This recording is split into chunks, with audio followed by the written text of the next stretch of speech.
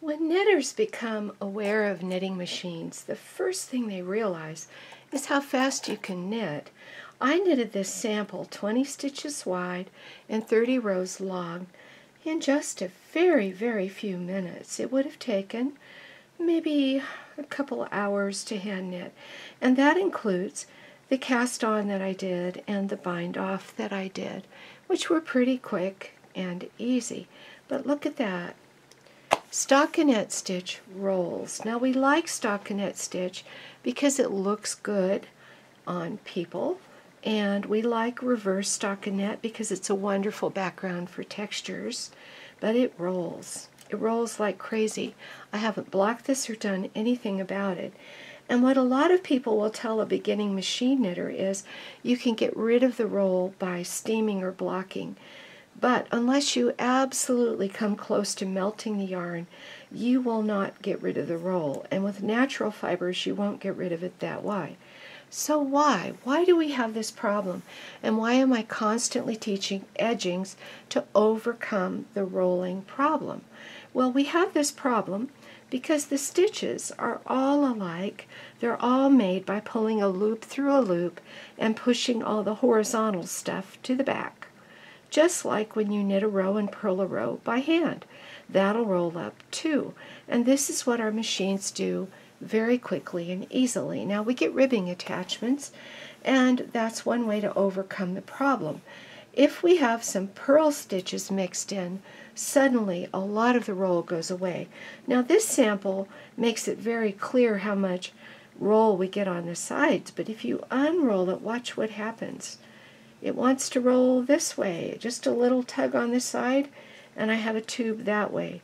That is also because the stitches are different on the front versus on the back. So you need a mixture of stitches to get rid of the roll.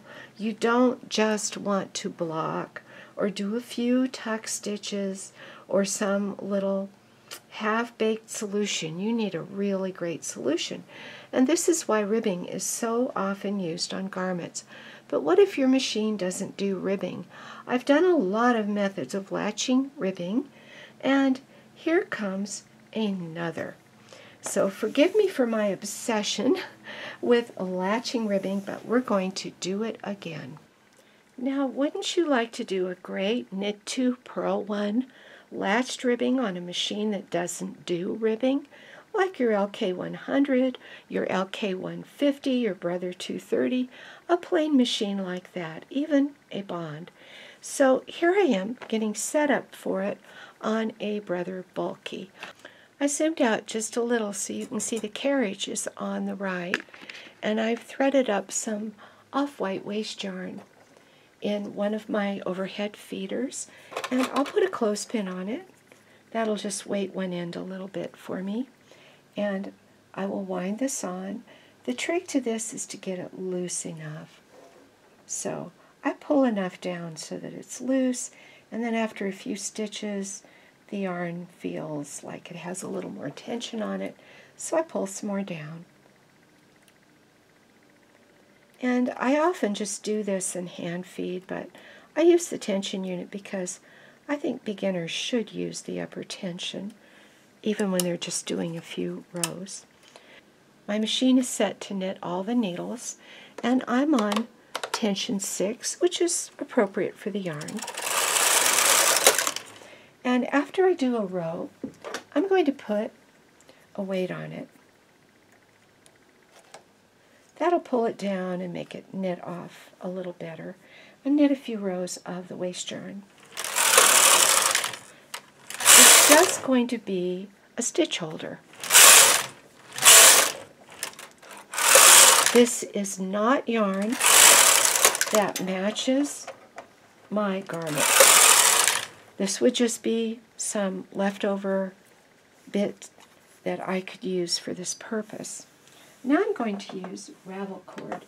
The key thing about choosing ravel cord is you want something that is a completely different color than what you're using, good strong visual contrast, and is slippery. So this is some Artiste nylon thread, and I'm putting it in the machine feeder and hand feeding it. and then I'll give it a snip because I buy these rolls with hundreds of yards, so I don't have to carefully save it forever and ever. I also like to put clothespins on it, help pull it down, get the last stitch knitted off.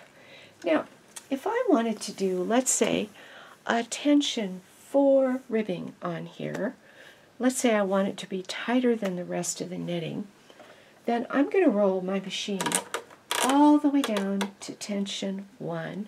I want a tight row for my very first row. In fact, I want 2 tight rows. I go across slowly, and I'm on the lookout for any stitch that did not knit off. You see this end stitch?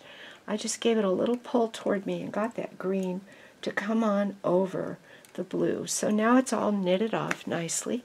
1 row. Here comes the second row. That is just 2 rows that I'm going to use for the edge. Once I've knitted my 2 rows tightly, I have a special procedure. I go in between the groups of 2 ravel cord stitches and I get 1 stitch above it in the blue, and I put it on the needle to its right. The end one is a little harder to see, but I see it and do the same thing. I'm going to do this to each group of 2 stitches right on across. All these 2 rows did was make a sturdy edge that won't unravel. And here I am getting that last one on the right, there he is, and putting it on a hook. Now, I needed to turn my tension up to 4 because that's my ribbing tension, and bring out my in-between needles. And I find that these will knit off easily if they're pushed out to hold. And I want 8 rows of ribbing, so let's do 8 rows. That'll be a little longer than an inch and a 1/4, 1.5 inches, just depending on my yarn and my setting. So I make sure that knitted off. That was tight, and everything's knitted off. I gave this one on the end a little help. Sometimes you have to do that. So that was 1 row of my 8. 2, 3, 4, 5, 6, 7, 8. In all the years I've machine knitted, I'm still delighted at how fast I can knit.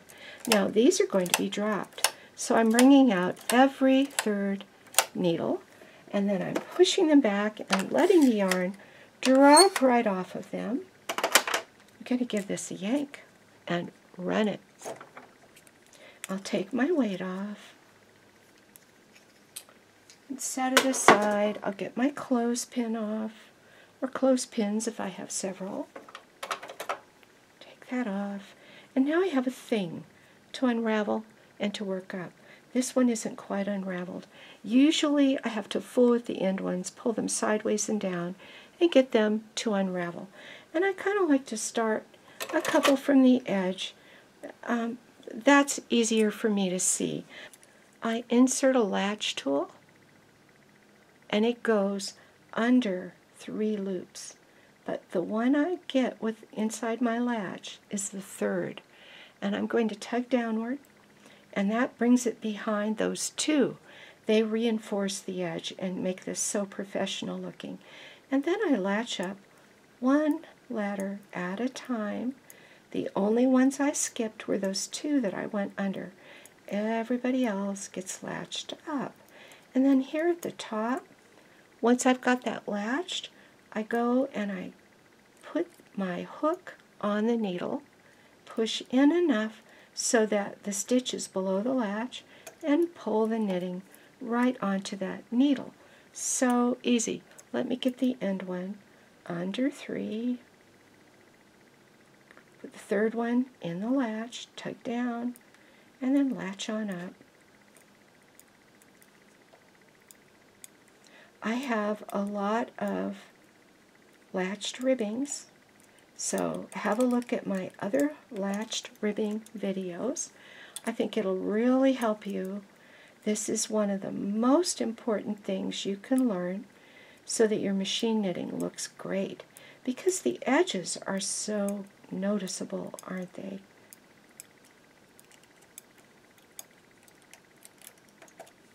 This does not roll. It does not roll because of the mixture of knit stitches and purl stitches.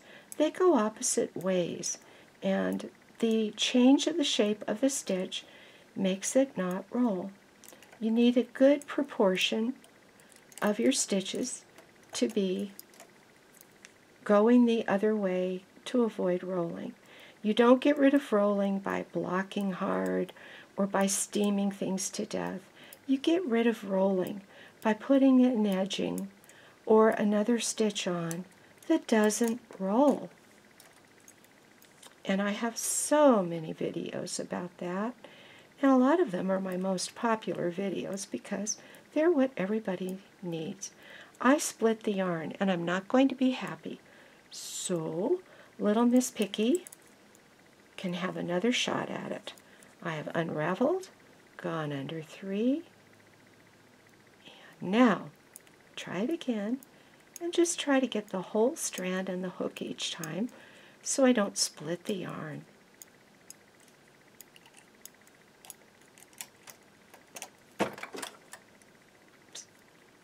And my last one on the right, under 3, got it. After you practice, this can almost, but not quite, be done by feel. Now, that's the end of our ribbing. I think you can already see it's going to look nice once we get this waste yarn off. But let's knit some rows of stockinette. Let's pretend that my garment was going to be mostly tension 6, and I wanted the ribbing to pull in. So I've rolled up my dial to 6, and away I go.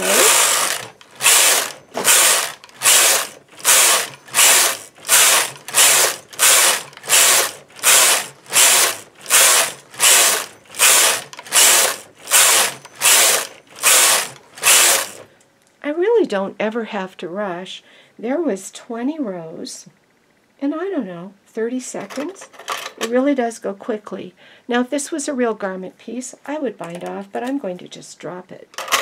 Before I drop it, I want to show you the removal of the ravel cord.